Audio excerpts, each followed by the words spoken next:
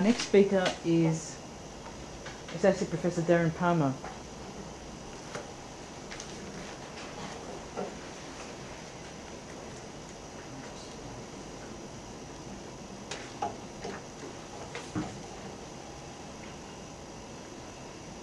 Mine's going to be a little bit less technology oriented. I'm not selling anything, I don't belong to anything that's promoting the technology or the like. And I guess I might describe myself hopefully as a friendly critic, basically drawing upon some of the lessons learned from both the research I've been involved in myself, but also a longer standing body of research, looking at the introduction of technology into the criminal justice system, and particularly the literature that Mark covered a little bit earlier on, where we introduced requirements around the use of technology in the pre-trial phases, particularly around interviews, and the requirement for audio and or video where appropriate. So what I want to do to address these POV policing issues, I want to look at three separate areas that I've done bits and pieces of work in. One's public order policing, which I want to look at in two contexts. That's the bars or nighttime economy. The second is police pursuits, and the third is tasers. Now, as a kind of pre-statement, if you like, I've been actively involved in policy debates and media and so on, commentary on each of those areas. And I guess it would be fair to describe me as a critic of particular police pursuit policy and the introduction of tasers and taser policy.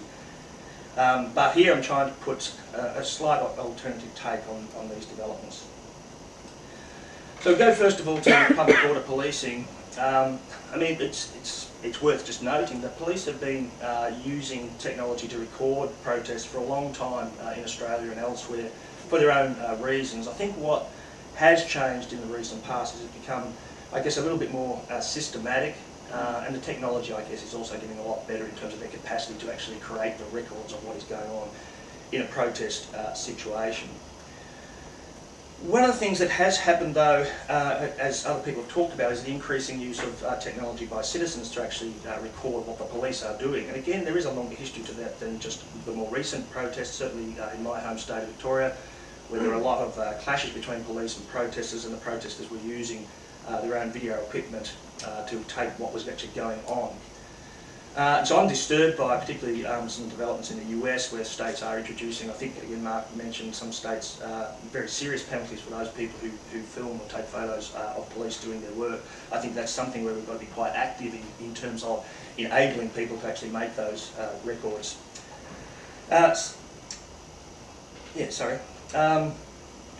Look, I guess there's a question that somebody has raised about whether, I think it was Kevin, whether this kind of citizen active intervention in terms of photographing police, filming police, will actually either stop police doing some of this dirty work, if you want to call it that, or whether it pushes it to some other dimension backstage in Gotham's terms.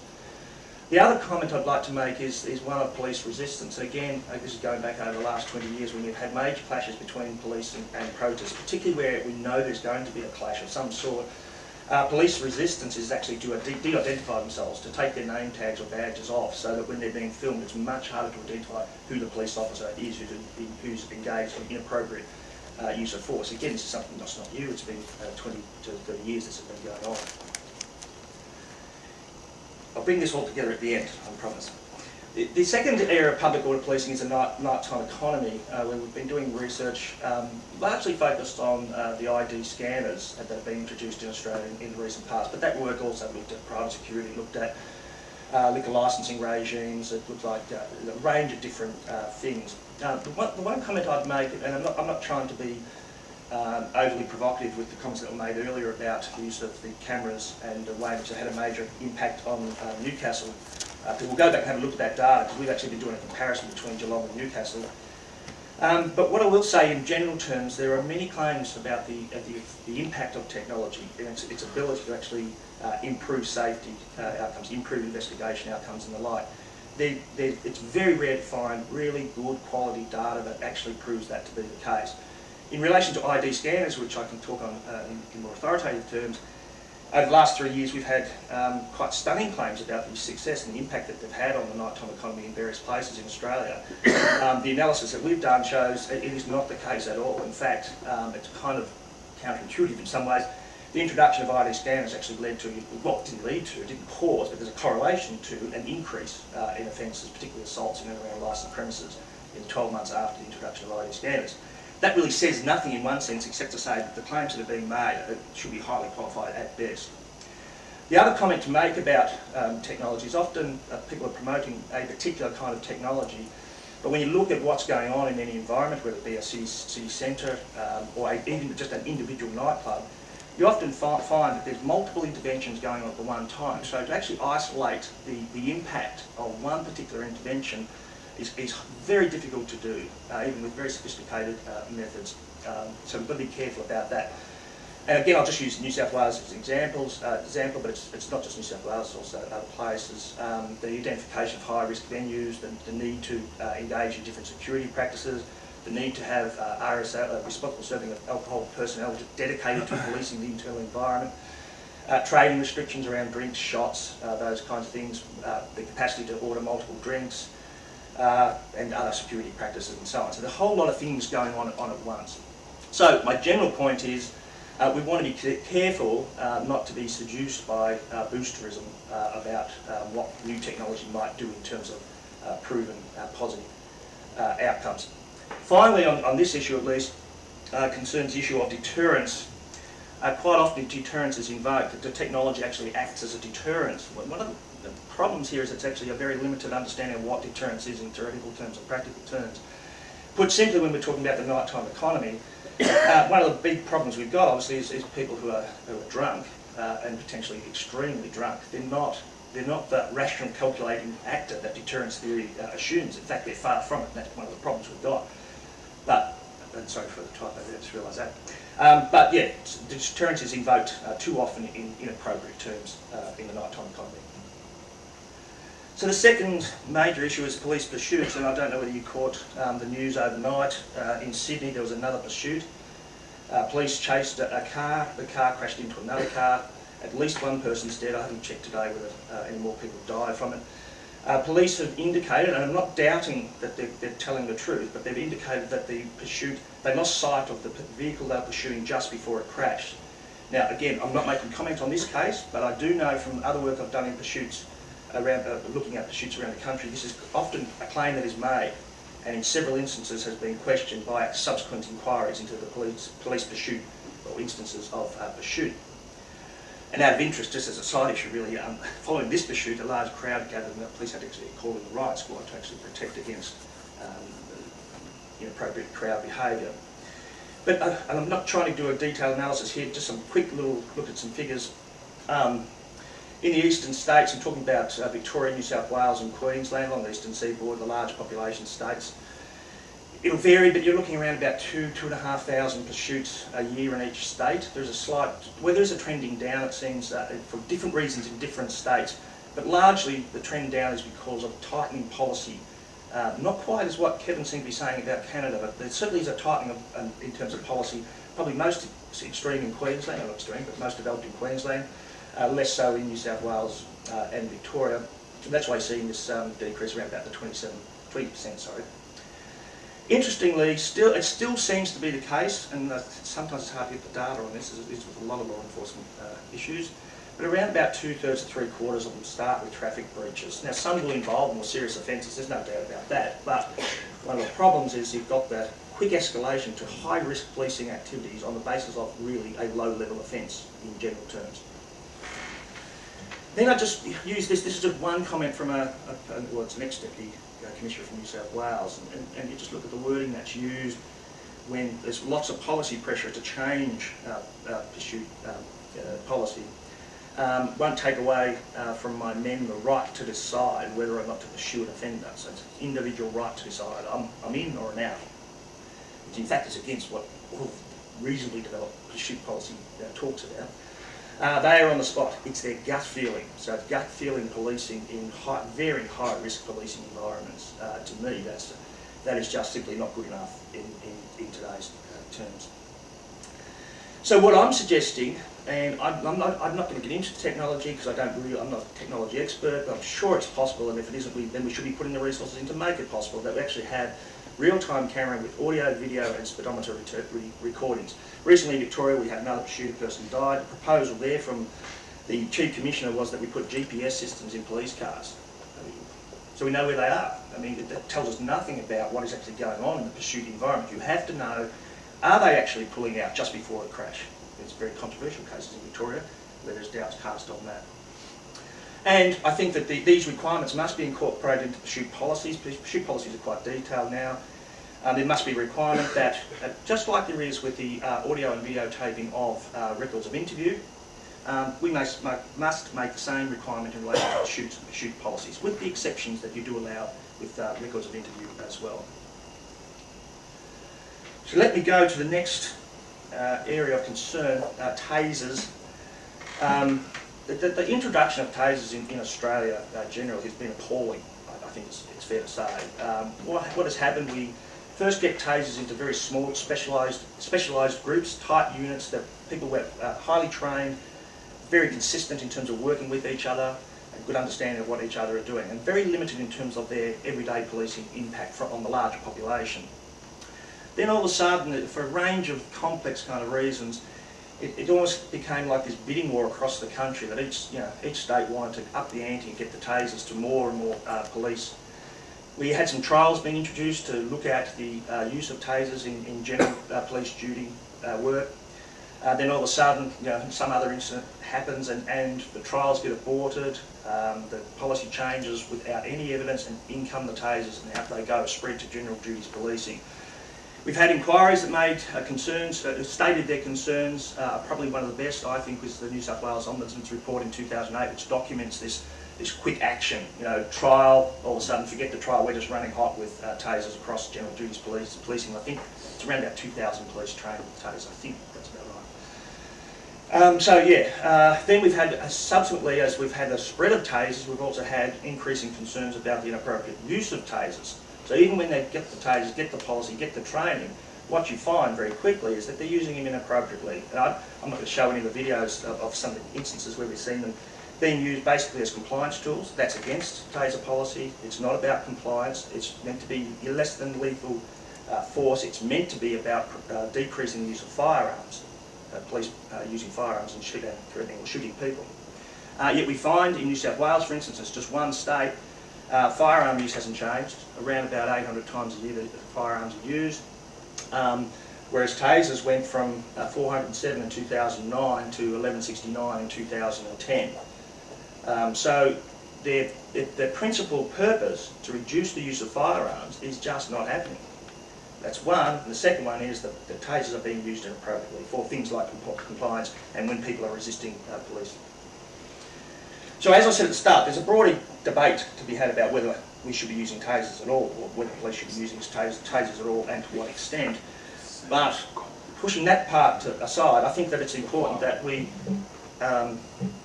think about how we might shape the use of tasers, given that they are there. And I think that one of the interesting things is, as Australian police forces have moved into the taser environment, they had the opportunity to use the taser version with the video or without the video. With the videos obviously more, and there's more further technological developments occurring. I think certainly that they should be required to have the video-based taser to be used so that everything's being recorded. And I'll say something more about where that data goes in a moment. And that's something which will at least give us a kind of sense of what is going on in the use of tasers. So we'll actually have the video record about when they are or are not being used for compliance. So where does this take us in terms of the lessons we might draw from records of interview? Generally, and I don't want to overstate this, but generally technology can be used as a positive story, I guess, to enhance police practice, to make police practice better than it might have been otherwise. But importantly, technology cannot just sort of sit there by itself. It needs to be embedded within, the use of technology embedded within better policy development regarding police work. Maybe that's an over-optimistic hope, given what I've said about the policy development in the introduction of tasers, for instance, and the slow development in terms of the introduction of police pursuit policy. But I think there is the possibility that we may get some benefits from the technology if it's governed in particular ways, that are setting about trying to enhance accountability. Again, how possible this is when we've really had some changes, but generally a toughened crime rhetoric, which has an emphasis on more and more police on the streets, more police powers, enhanced police powers, increasingly punitive sentencing legislation being introduced. The use of technology is obviously going to only take us so far. Better use of it. But importantly, I think, is really the questions about data management policies. And I'm proposing that what really needs to happen is the introduction of the technology to capture the data, but the data has to come out of the police agencies. Police agencies, in general, they do vary a bit, but they are very protective of the data that gets inside the organisation.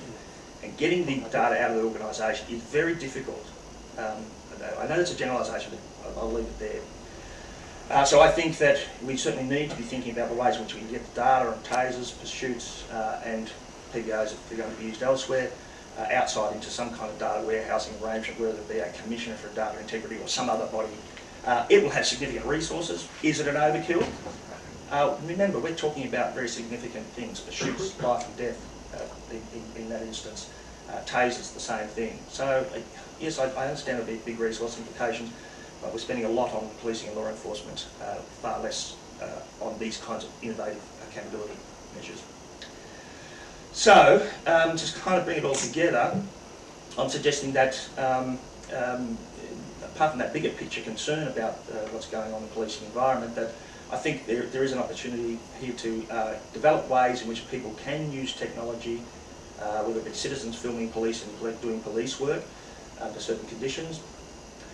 We must try to enhance the police use of technology in ways that enhance police accountability. I think that's not what's really being put on the table enough. It's more about how the technology might solve crime, might produce more order. I think that the third part of that is, and make police better practitioners and more accountable. It also needs to be there. I think that one way of achieving the proper introduction of this technology for accountability measures is to really ensure that non-compliance is treated seriously. Too often in the policing environment, I think non-compliance is not treated seriously enough. But again, using that evidence from what's happening in the pre-trial investigations and record of interview, ultimately you've got the capacity to not let the evidence in at a court level. But it took some time to make the changes in that environment, and there was some resistance from the police, but the changes have occurred and generally have been good. Just as a side issue, really, I haven't talked about them so much, but I think it's obviously important to raise, and that is the matter of private policing. They're a significant part of the policing environment. But in general terms, the broad regulation of private policing is highly problematic. It's varied across the state. It's very much a light touch kind of regulation, and much more needs to be done generally, let alone let's talking about the use of technology. As I said in some of the examples, I think we do need to keep on questioning the claimed effects of technology, and just on my own experience, looking at the ID scanners, the claims are out there, they're still being made at a national level. There isn't the evidence that I would call anywhere near robust enough to say that this is actually doing what the claims are made that it's doing. And I think that's where there's a very important role for researchers, academic or non-academic, to actually really try to ramp up the research in this quickly changing environment. There's a desperate need for good, robust research. And finally, it partly goes to the data management issue. I think that there is certainly a need for independent collation and storage of records. It's got to get out of police control. I'll leave it there.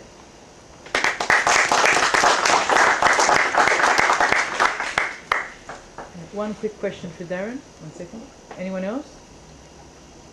Lee? Is there a model internationally that you refer to that are best practice or doing some of the things that you're suggesting? No, not really. No, I don't have a particular model in mind. I can see all kinds of criticisms in relation to what I'm talking about, but I mean, data management's a huge issue across the board. I mean, and this is just one environment that I think we just haven't done enough in terms of thinking about data management, not only internal to police, but the relationship to the external environment.